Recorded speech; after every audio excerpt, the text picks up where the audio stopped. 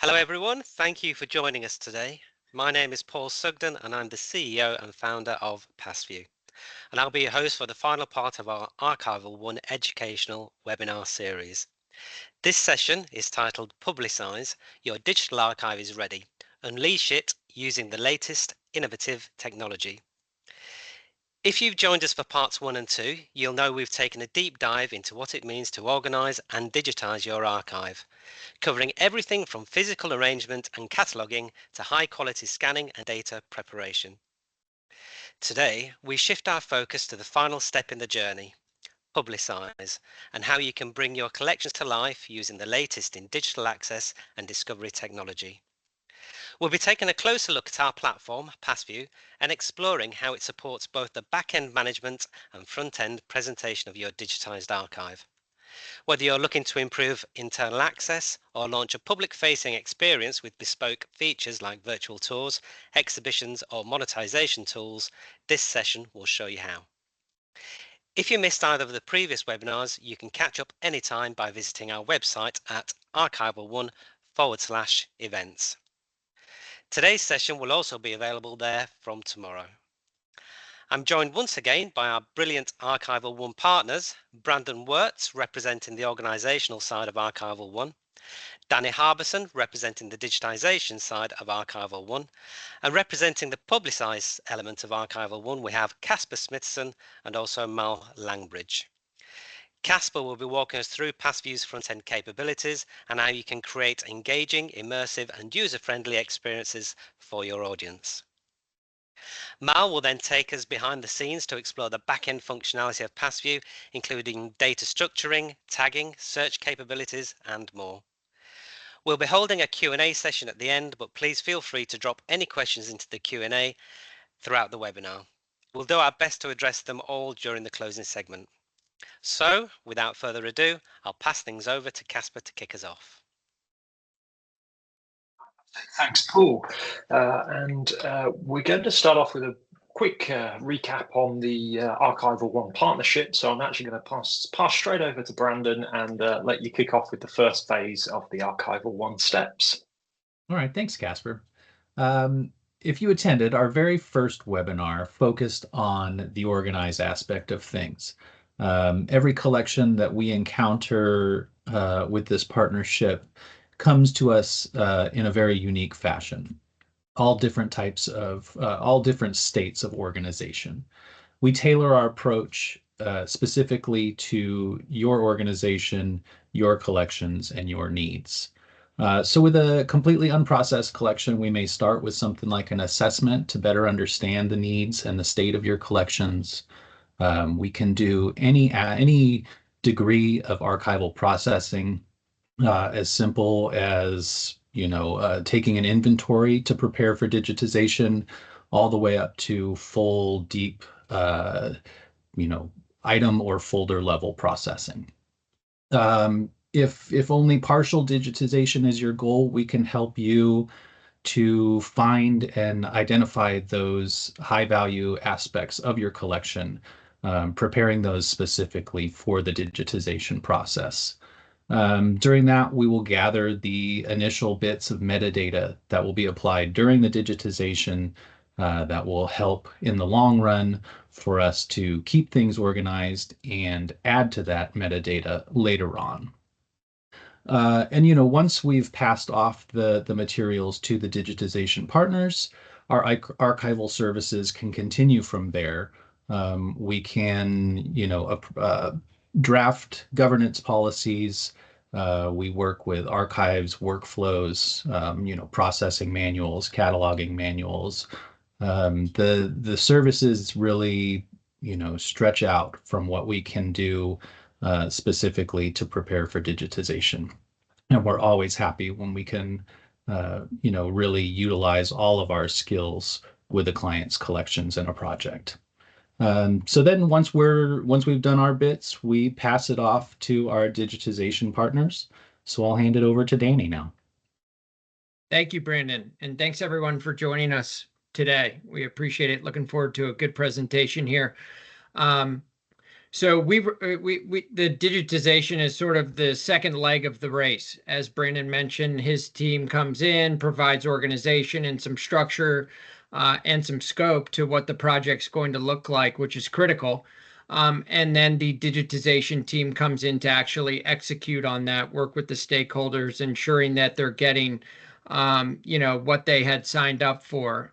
So all of the content and I'm talking from transportation, chain of custody to delivery to routing to various types of digitization equipment, all the way through to quality control and then final handoff into the publication piece. We discussed this in great detail on our last webinar, which was last month. So if you're looking for any more information around that, just go to the website. You can dive into that and learn some more detail as to what the actual process looks like. But as I mentioned, this is where the content, the historical assets or the records, or whatever is in scope for digitizing, you start to breathe a little bit of life into it, and bring it into that digital form. After which it is passed off to Casper and his team for the publication piece, which is where it really starts to come to life. So I'll go ahead and pass it over to Casper. Thanks, Danny. Thanks, Brandon. And yeah, great to see everybody on the call today. It's really quite action-packed. We've got a lot to cover.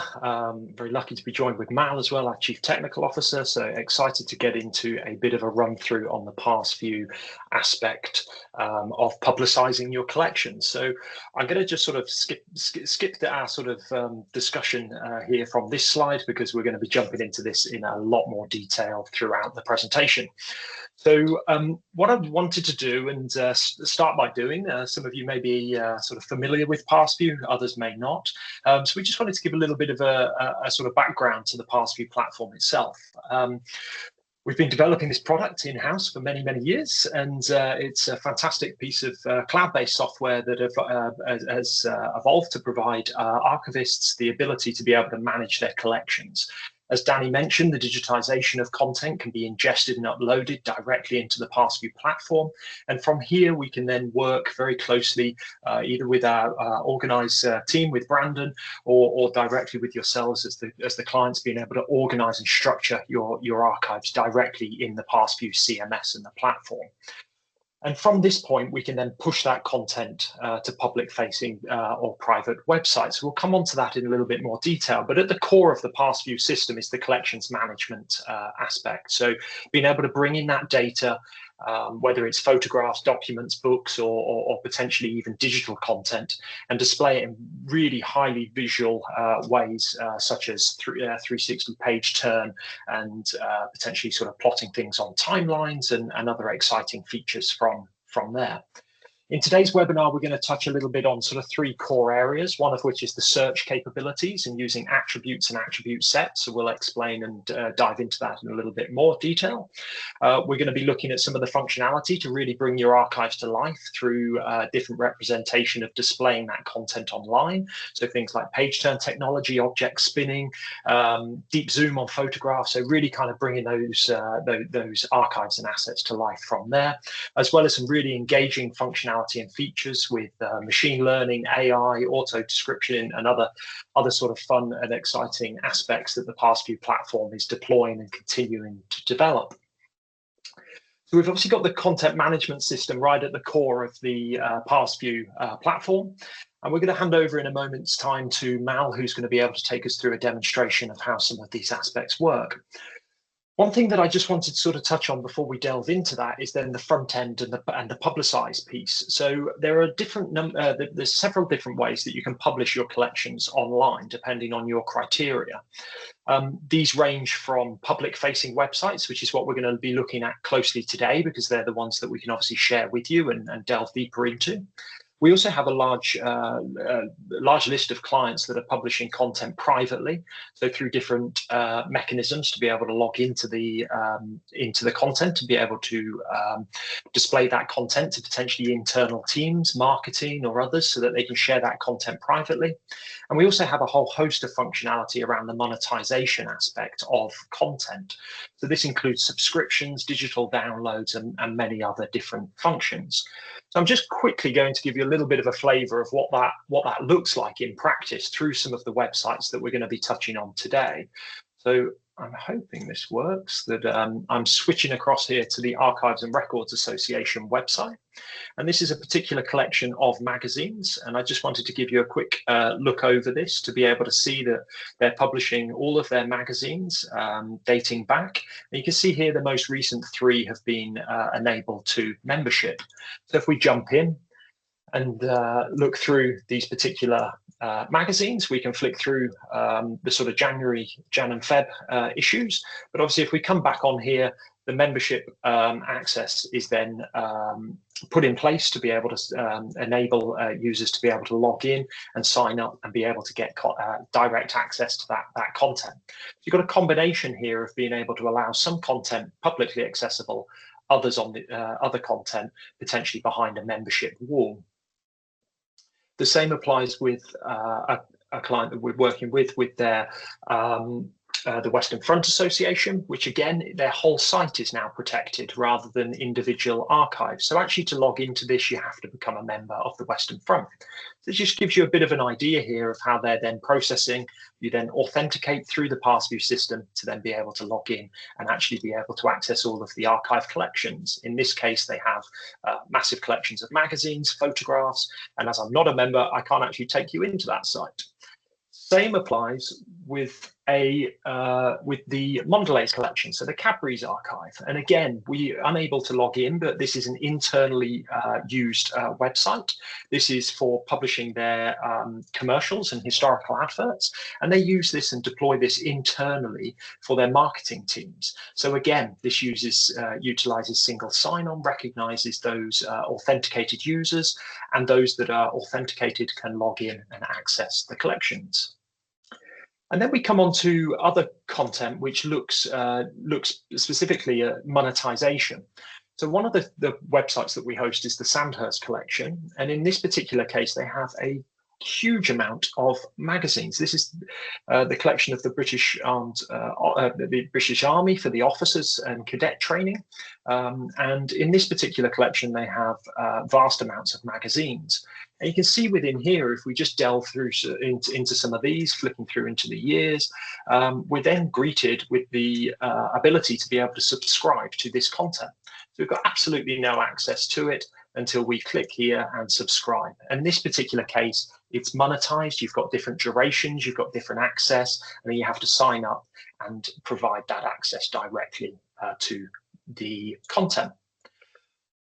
So I wanted to just quickly show you through some of those to give you a little bit of an idea. I've not covered any of the public facing websites because that's now what we're going to take a bit more of a look at and jump into those individually going forward. But it's important to note that on the different aspects here, we've got public, private, monetized websites, or alternatively, a whole combination of all 3. So I'm going to take this opportunity now to introduce Mal, who is going to be talking about the attribute sets within PastView.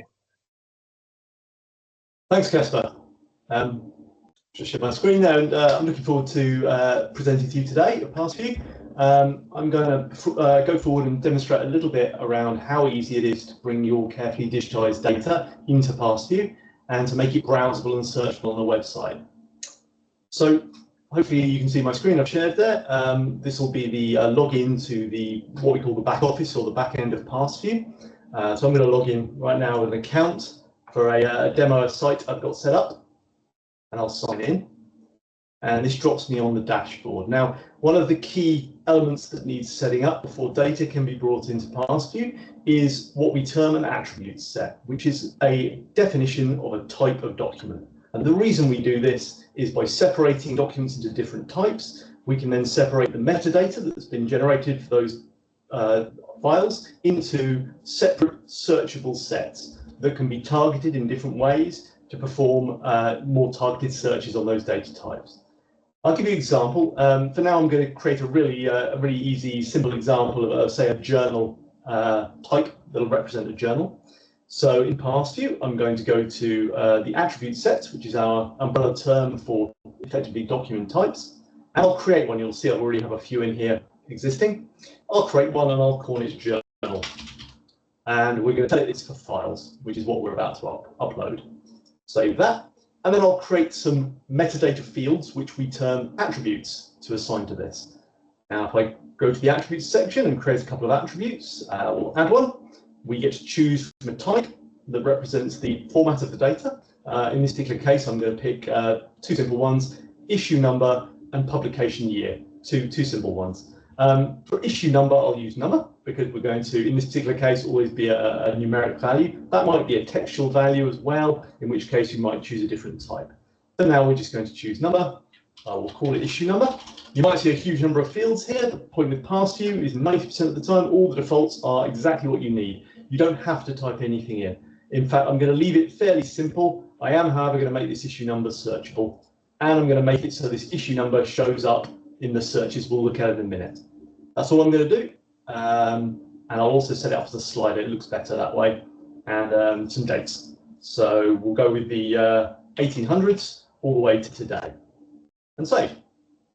Quickly, I'll add a second one, so we've got something else to look at.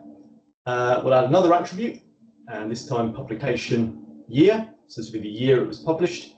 And we're going to choose a number for this that allows us again to show a slider.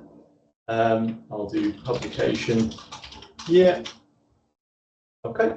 We'll make this searchable, and again, we'll make the slider. I have just realized I've put years in the other one. I'll have to go back and change that. So this one will set as 1800 till today. And obviously our issue number, which I made a mistake on, there we go. We'll edit that and change that back to just a number. Don't want to confuse things. So just a number. Okay, and save that. Right, now let's have a look at the website component of this PastView account. And I've got that open already at the top here. So this is the sort of demo site I've got set up. And if we go to the search, we'll see that our search by default searches everything. And we would then want to filter that down by certain data types. If I drop the filters down here, we get to choose a type, and you'll now see we have our journal type in there. If I select that, this is where demos go wrong. Let me just double check what I've done.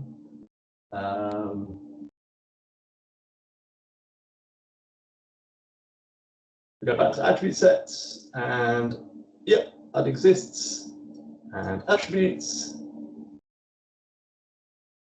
and publication year. One more.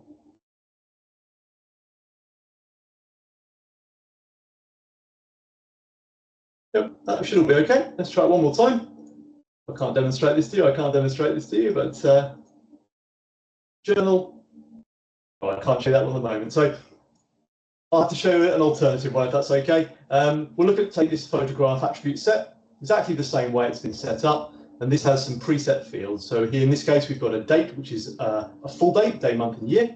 A location, which is a drop down of values, and a venue, which is also a drop down of values. And again, these are defined on the back end as certain types. We can search by that. We can apply some of these filters, and we've got some restrictions on date here.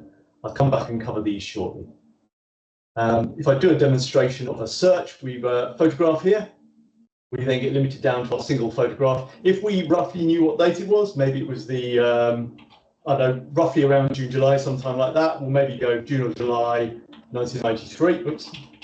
I have to know this is the date I put it in as, 1993. Excuse me. Thank you.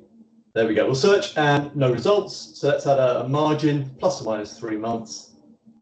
And there's our result. So let's just demonstrate a little bit about how these filters work. And these are all dynamically generated from the definitions of the data types that come with the data that come into PastView. Can I pass back to you, Casper?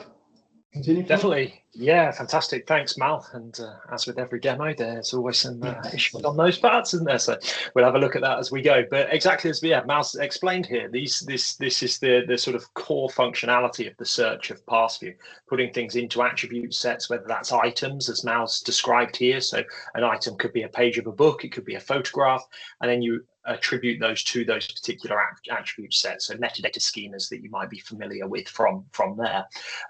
Populating the metadata then is another task in itself. So sometimes we work very closely with the clients that potentially have spreadsheets of data. A lot of the time we're also working with Brandon and his team, populating metadata and picking that up. So I don't know if you've got some comments on that side of the projects, Brandon.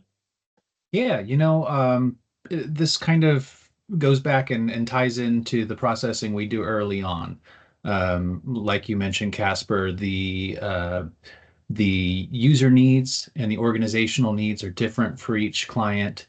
And we work with your company and with PastView to identify the attributes that you need and the way that your users will search those attributes. And then we go back through your digitized collection to capture those elements for the assets themselves. And again, we can do this in a number of ways. Sometimes it is at an item level. Sometimes it is at a folder level, and sometimes we've even done it as a box level as they get represented there on screen in the PastView platform. And while we've seen the emerging capabilities of AI, and we look forward to utilizing that more in the future. At this point, we find that human-generated metadata still remains supreme on at least some of this descriptive work. And that's where our team of archivists really comes in and provides that descriptive metadata that helps to flush up these assets in the PastView platform. Fantastic. And yeah, hopefully you can see from this particular example that setting up and controlling those metadata schemas, obviously once they're set up, normally that would then be the case throughout a project. So we'd support and help set up those different schemas for the metadata, and then going forward from there, then the abilities to be able to add in new fields, to be able to populate metadata, and even to actually be able to go into the system and populate that metadata directly within the platform. And our next topic that we're going to talk about is visual displays of items. But perhaps before we do, Mal, maybe it's just a great idea just to jump back in the back end of the PastView platform, maybe just show the populating of some of the metadata as well, because that would be really valuable. Absolutely, thanks, Casper. Yeah, I had a look at what I did, and of course, when you're doing demonstrations, you forget to do one step, and I forgot to actually add our nicely added attributes to the attribute set, which I've now completed. So just to demonstrate, the search now works. You can choose a journal, and then you've got your fields here. You can choose to filter by year or by issue number, and that would work. Let's have a look at some of the data on the back end as Casper's demonstrated. So in this particular photograph you're seeing here, this is on the photograph attribute set or type, which we're seeing in the results there. So let's have a look at that on the back end. So I'll jump to my collections and I'll have a look at this collection here, which has this single photo in. And you see the single photo, we've just called old camera. We'll click into it and you can see the metadata itself being displayed here. The fields, the attributes are displayed on the left and their values, the data on the right-hand side. So we've populated some of this in here, and that can be edited both on a single item basis and entire collections. To demonstrate editing it, it's just a single button click, and you get the data in the data types that were defined when those attributes were created. In this case, we have URLs, we have drop-down fields, we have plain text fields, and we have a date. And these are all validated, controlled, etc. within the system. If I step back and have a look at another collection, we'll go back to the collections and we'll have a look at, it's a good example here, these council minutes documents. So in this collection, we have 3 items, and from a collection such as this, you have the ability then to manage all the attributes for all of these items together. This isn't a great demonstration, but I will show you one later on where I put some files into the system and we'll bulk update some of those, show you that being applied. But you can do it on an entire collection basis. That's fantastic. Right. Sorry, Mal. After you, I was just going to transition from there to the book explorers and everything else that comes up next. So I'll let you run through those different aspects.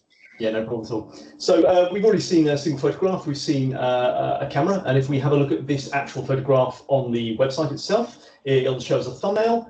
You can see the metadata we saw earlier, and clicking the thumbnail gives you a full screen viewer.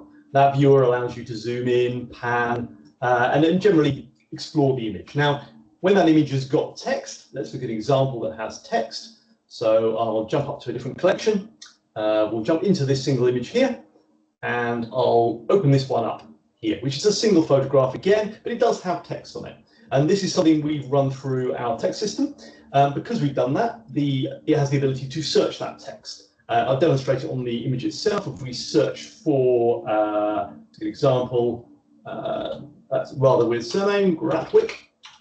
There we go. You'll see it highlights the actual image, the text itself. If I zoom in there, you can see it. And you can see when I double click, the text is actually there and involved in the document. You can be selected, copied, pasted. Similarly, all the other detected text is selectable and fully searchable from the system. And that's generated automatically. I'll talk a little bit about how that works later on when we look at our additional features involving machine learning and AI.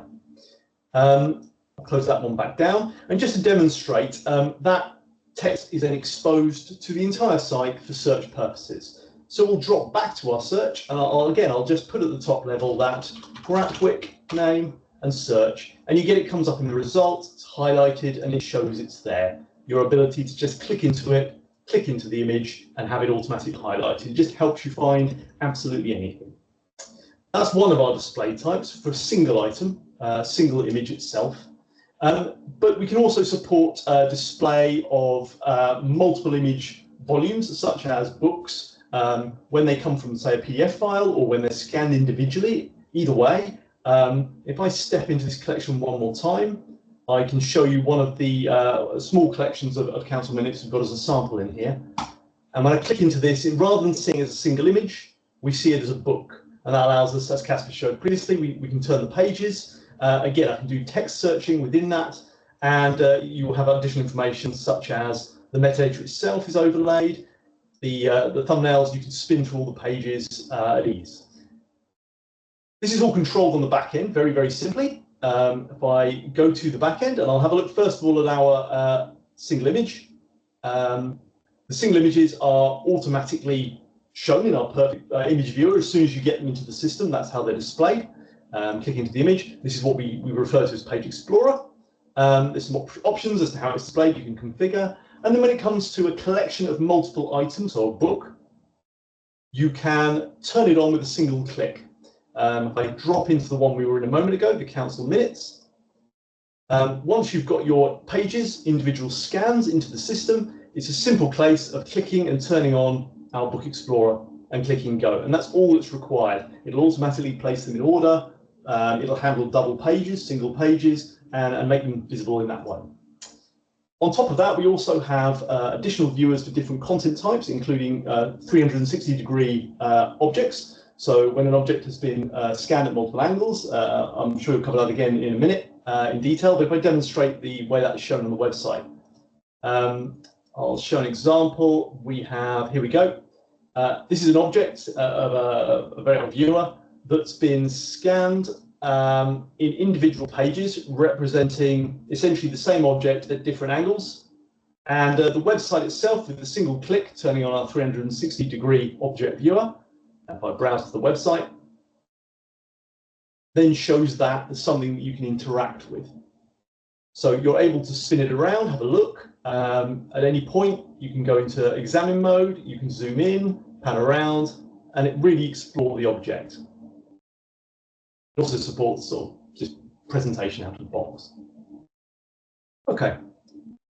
On top of that, we also support audio and video. PastView has audio and video players built in. And I think we'll do a bit more detail on that when we have a look at some of the machine learning parts coming up. Is that right, Casper? Fantastic. Yeah, fantastic. Thanks, Matt. And yeah, I mean, it shows a lot of capability here in terms of being able to upload and get the items in. When we refer to items, we refer to those as pages of books. As you can see here, different angles of different images. So you can really put that metadata to linking onto the individual pages or the individual images from there.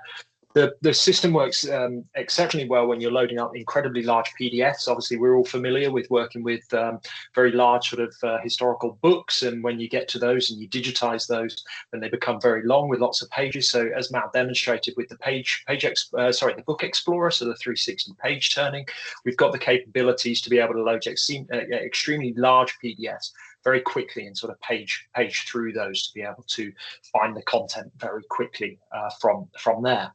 It shows kind of how you can set this up and work through that on a sort of day-by-day basis and manage your collections going forward. But obviously you might be sitting there with terabytes of data, perhaps maybe gigabytes of data, and a little bit unsure on where to start or what that might be, or perhaps even looking at shelves of physical materials that even need digitizing to be brought into a system like this.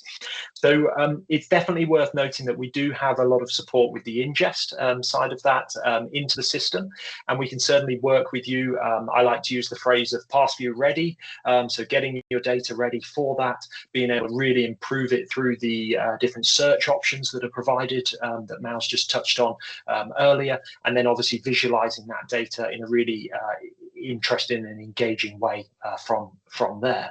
So we'll transition on to the AI and machine learning aspect of what we've been doing within the PastView system, some of which we can demonstrate, some of which we'll be talking about that's got some exciting releases to come.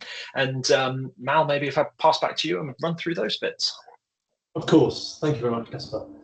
Okay, well, as a part of demonstrating the machine learning and the back-end processing capabilities of PastView, I'll bring a few more items into the system. We'll make use of our journal attribute set that we created. Now it works. So if I go to the collections, and I'll create a new collection just for this purpose. What I'm going to do is I'm going to bring up some files, which is from a little book called Chronicles of Jersey, and I'll just create a collection named that. And that's all I need to do. We're going to choose Book Explorer for this, actually, just to allow it to become a book straight away out of the box. And that's all we need to do. Click Save. OK, we've got that collection. There are no files uploaded into this yet, so let's drag those up. I'll click the Add button, and now it's essentially got a drag and drop uploader. This can support tens of thousands of files. If you're getting into volumes greater than that, as Cass mentioned, our team will get involved in helping you bring that on board in bulk. In this case, I've only got a few pages, so I'm just going to select those and drag and drop those. Shows me I've got the file selected, and I'll click Next. Presents with many options, none of which we need definitely, but I am going to change our attribute set, our type, to journal, to match our journal we used earlier. And I'm also going to tell the system for images, which these are, to extract the text using our text recognition system. OK, I'm going to review, and I'm going to go. That fires those up into the system, and they're then processed in the background, which will only take a little bit of time. But while it's doing that, I'll demonstrate some of the other functionality we have in PastView. So, in addition to images, as we've talked about before, we also have audio and video support.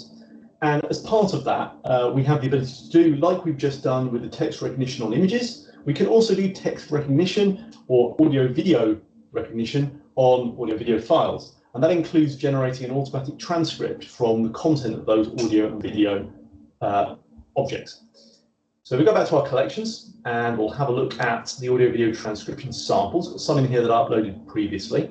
So I've got a video at the top, this Bill Gates video, and the second one is an audio file represented by a waveform. So let's have a look at these on the website. Actually, let's have a look at them here first. So I'll click into the first one. Now you can see we've got a clickable thumbnail here with a playable video player, sorry. And here you can see the transcription that's been pulled down. This was generated automatically from the video. What I'll do now is have a look at that on the website. So we go back to our website. We're still spinning that. So to the archive and into our audio video transcription samples and the Bill Gates TED Talk.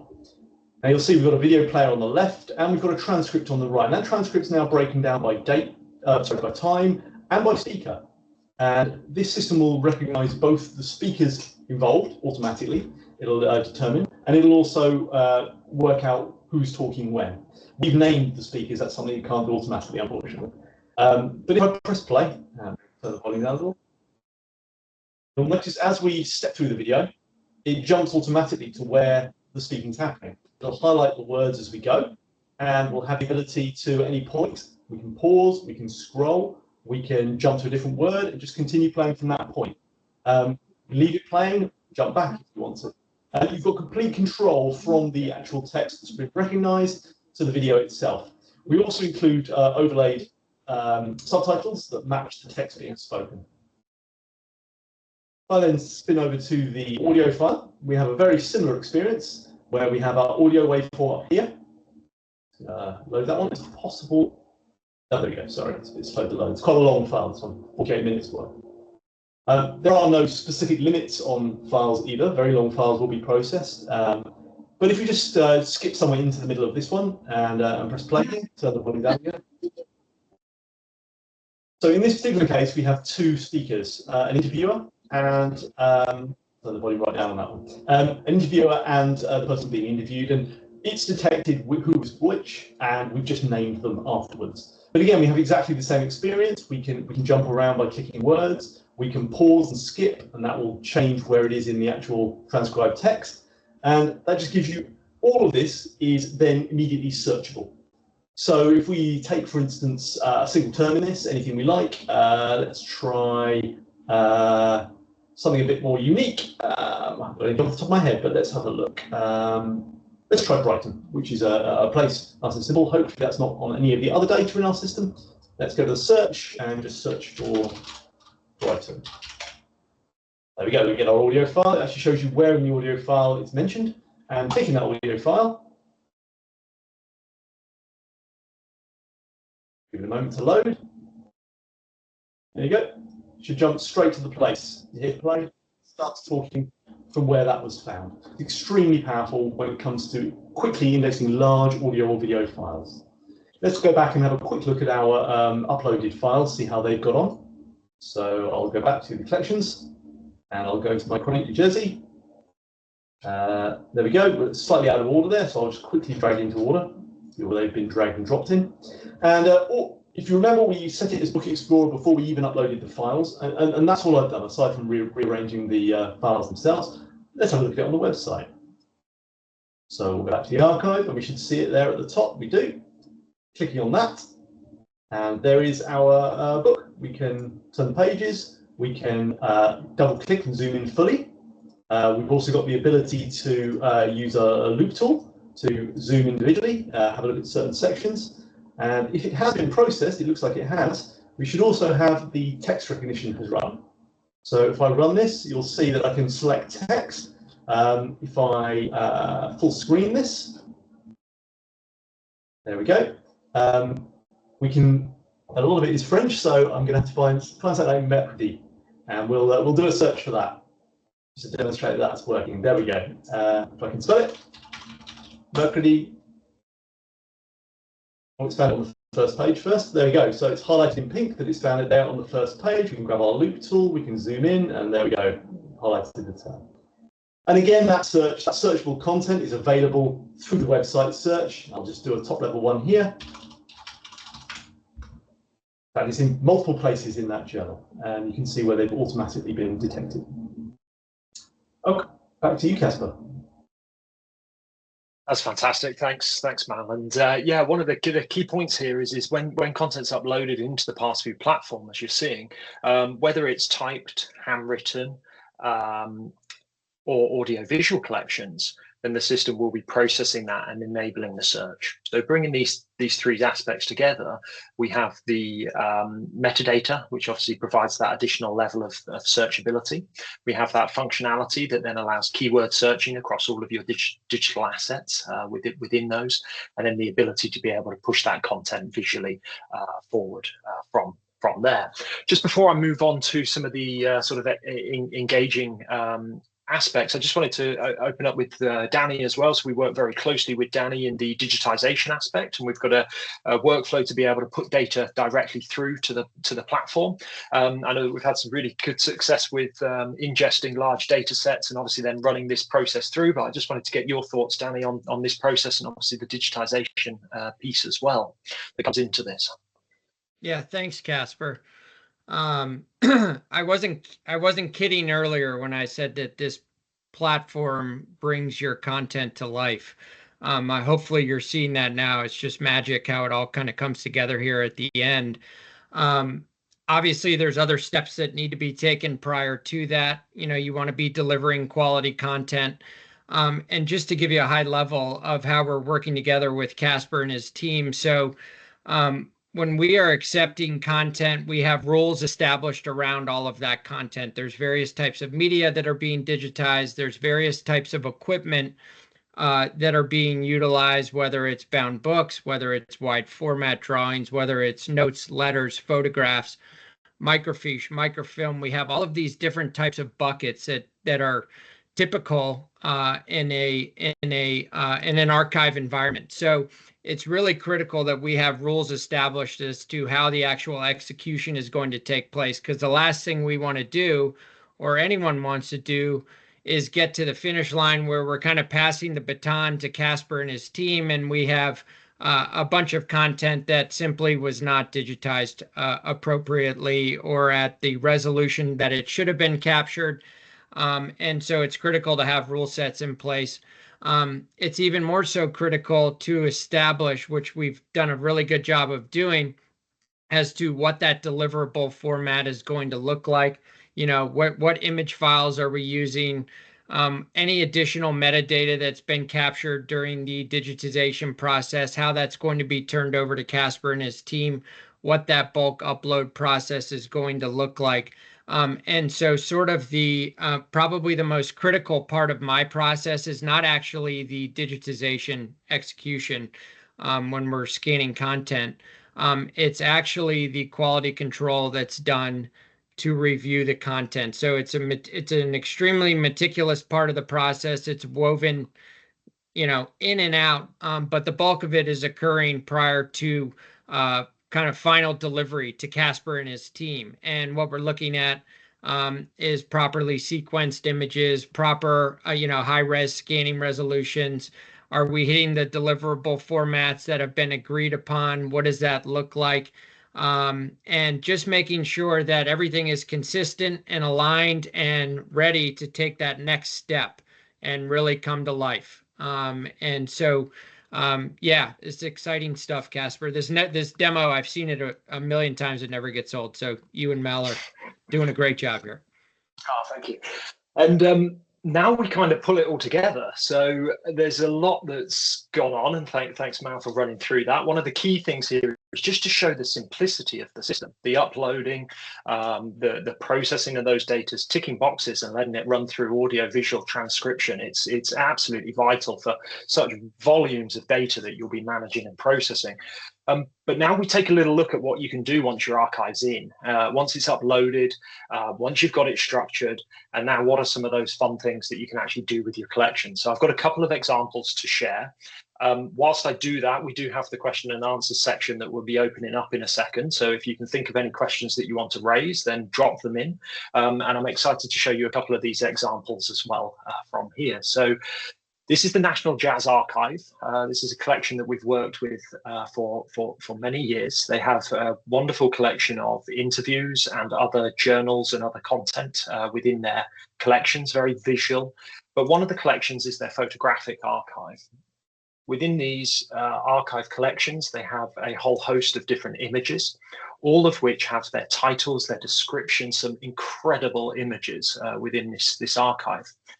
There's a few things to mention here. A couple of these, they don't hold the copyright for, so they're displaying, but they're obviously removing the images themselves. So that if you are able to visit the National Jazz Archive, then you'll be able to access those within their premises through a functionality called our IP override, which would then enable the ability to view those at the premises. But you can see within here, there's a whole host of different collections and images. And one of the main reasons, obviously, Mal showcased the page explorer that we were looking at, so the ability to zoom in. The system can automatically watermark if you're wanting to protect those files. And also, really where this comes to life is the ability to connect with entities. So this, in this particular case, there's two entity types here, people and venue. So we can see within this that we've got the two different elements. within this particular image. And we've also got tags within the system as well. So we can click on these particular tags. We can see other related content that relates to Hertfordshire, for example, Welwyn Garden City. And we can also see the different venue and the different people within here. So if we just take a quick look at the Cherry Tree Jazz Club, for example, which is in Welwyn Garden City, the entity has a slight bits of information that relates to it, where it geographically is, what the venue is, and then we relate the items to it. In this particular case, there's the single item, but there could potentially be a whole host of different images that connects to this. It doesn't just have to be the images. It could be pages from journals that references the Welwyn Garden City Cherry Tree Jazz Club, or it could potentially be audio-visual clips that link into that topic as well from there. So we'll just jump back a second and just look at some of the other images as well. You can see here that we've got a whole host of different tags. I'm sure that there's lots and lots of content tagged to the 1960s. So just another really beautiful way to kind of access into the collections, be able to browse through them and be able to see that different content directly within the system from there. Finding the people, seeing their occupations, their other information, and seeing the related images that links directly to it. This gives you a little bit of an example of once your images are uploaded, once they're within the system, how we can integrate, link them, and bring that really to life from there. One of the other sites that I just briefly wanted to touch on is the HSBC Global Archive. They work a lot with their archive collections, and once their content is within the system, they then have the ability to then be able to curate that content into a couple of different ways that they're utilizing the system. Some of them that you might be a bit more familiar with is the exhibition functionality. So this can all be built and displayed within PastView, as Mal was showing earlier, within the admin portal. You can have different exhibitions within the system, and you can then display these in a really visual way, putting in the copy text, putting in the images, creating chapters, and really being able to showcase a lot of your archival assets. So in this particular case, photographs from the collection, documents and other content that relates directly to the story that they're talking about within this exhibition.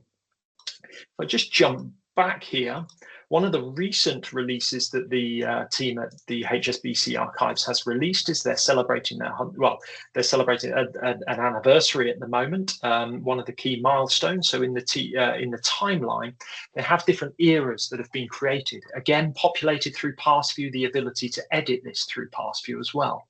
And you can see within here, if we want to jump into era 3, for example, it's dated. We can jump directly through the content.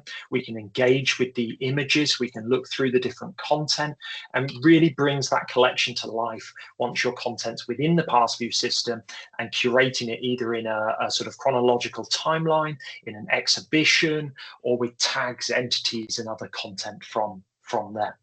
So I'm just going to take a moment to pause on the demonstration. Hopefully there's a few questions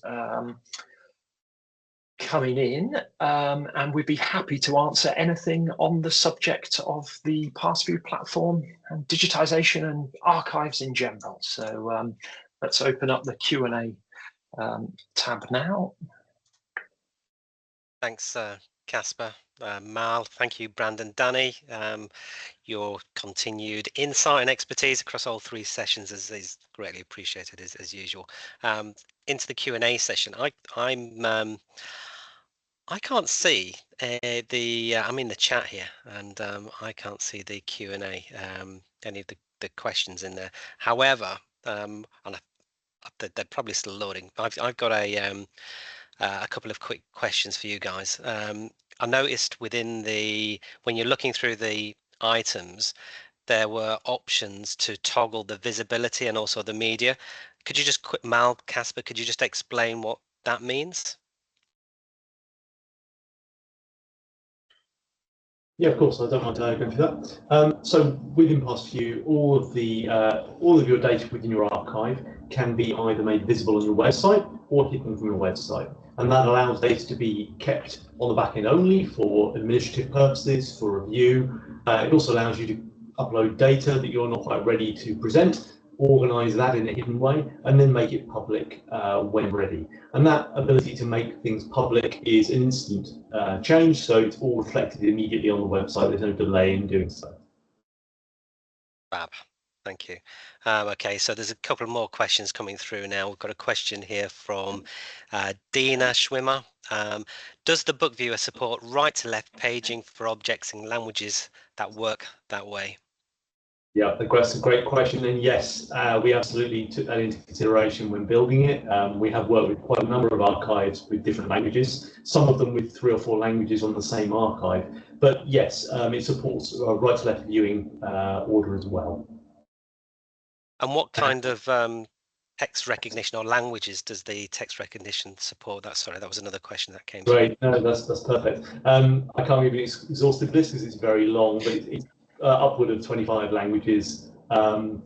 It's got the ability to automatically detect the language, and through our onboarding engineers, we can also tailor it to specific languages as well if you want to override detection and things like that. Yeah, I mean, I know we've done French and, well, all kinds of languages, haven't we? So, yeah, okay. And another question: can you edit the transcript, the text? The way PastView exists at the moment, you are free to add attributes with custom transcriptions, but at the moment you can't edit the positional transcription, which is the text we have recorded in location on the images. It is something that we have on our development timeline. Fab. And talking about the timeline, we've got another question that came through here. PastView is so impressive, such a great state-of-the-art tech platform. What are your plans in terms of the roadmap for PastView? Great, good question. Well, we're obviously looking quite heavily at the moment at machine learning. We're looking at all sorts of elements, including things such as automatic captioning of images with interactivity as well. So, you know, for curating that detected information. Facial recognition, items such as facial recognition within both video and images themselves. And we're always looking at furthering the capabilities of things like the text recognition, where it's very, very good as it stands, but having it tailored more towards certain subject matters is one of the big steps forward. Fab. Okie doke. And sorry, it's just Casper, do you have anything to add to that? From a point of view of Yeah, I think some of the key areas that we're working on as well, outside of the sort of machine learning areas, is display mechanisms. So the ability to be able to display your content in visual ways. So we are looking at deployment of high-res deep zoom for maps, for example. Really being able to zoom in and sort of tile into those so that we can incredibly large file formats. There's lots of other developments within monetization aspects that we know from a lot of our clients are becoming very popular to keep the product sustainable and offset, and hopefully helps with some of the costs around the annual fees. So monetization is we're looking at recurring subscriptions, for example, so ideal for things like magazine content and large data sets where you might want to provide information and access. They're just a couple. There's lots and lots, and if there's things that you've seen or would like to discuss more, we'd love to hear from you as well. So do drop us a message and chat with us more about some of the other functionalities that you've explored before. Hopefully we've got time for just one more question, and that's if somebody could explain the type of training that PastView offers. I know we touched upon how to protect certain images, things like watermarking. We can change the resolution of that kind of content, and I guess that's where the training would come in at that point. Yeah, there's a whole schedule of training. So we're hosting webinars for training as well. So training is free through those webinars, and continued part of the community within PastView. There's help guides, tutorials, knowledge hubs, things like that as well. So you can gather a lot of information directly from the platform there. In terms of the training really starts right at the very beginning of the onboarding. So when Brandon and his team's involved, going through the the organization piece. There's a lot of hands-on collaboration between the three organizations. So yeah, we're all sort of working with you, talking to you about how you want to display content, manage that content, and then more formally, there is a formal handover and training plan that Mal and his team manage that will give you a full onboarding to the admin platform and also to the front-end website as well, if you need us to deliver training to your internal teams, to external stakeholders, to others as well. So training is definitely covered and will continue to be, and host more and more webinars and more training available from there. So. Fab. Thanks, Casper. I think that's all of our Q&A. So all the questions completed now. So I think that wraps up the session. That's the final part of our 3-part ArchivalOne educational series. We hope it gives you a clearer picture as to how we can take your archive from physical through to making it fully accessible and engaging in a really sort of nice immersive digital experience. If you'd like to revisit anything we've covered today or in the previous webinars on organising and digitising, you can watch all of the sessions on demand at archivalone.com/events. Today's recording will be uploaded there by tomorrow. And if you've got any other questions, please reach out to Glenn Chamoff, who's the head of sales and partnerships, who can be reached at his email address shown on the on this slide. Thank you very much, and have a good evening, and speak to you soon. Thanks, everyone. Thanks, everyone. Thank you.